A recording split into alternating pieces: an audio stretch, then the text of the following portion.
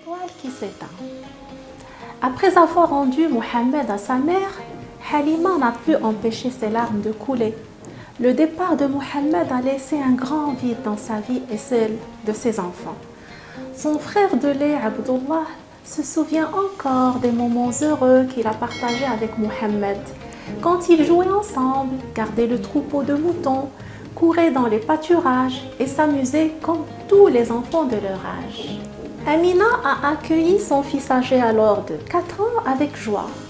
L'enfant a néanmoins ressenti beaucoup de peine à se séparer de sa nourrice et de ses frères et sœurs. Mais à présent, il a bien appris le sens de la responsabilité, la persévérance, l'endurance et la force d'esprit malgré son très jeune âge.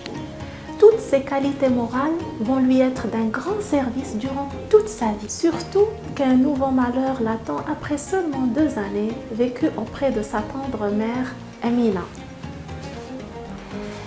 Par fidélité à la mémoire de son défunt mari, Amina a décidé de visiter sa tombe à Yathrib, la Médine.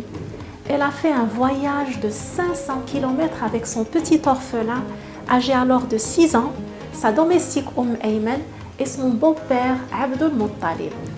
Sur le chemin du retour à Mecca, Amina a contracté une maladie grave et est décédée à Al-Abwa entre Mecca et Médine où elle a été enterrée. Mohammed a vécu alors une deuxième séparation qui a dû beaucoup l'affecter. Le petit orphelin, âgé alors de 6 ans, a assisté à la mort de sa mère et à son enterrement. Son cœur a été déchiré de chagrin. Il est maintenant orphelin de père et de mère. Abdul Muttalib a ramené à Mecca le petit orphelin envers qui sa tendresse redoublait depuis ce dernier malheur. Il l'a pris en charge et le préférait même à ses propres enfants.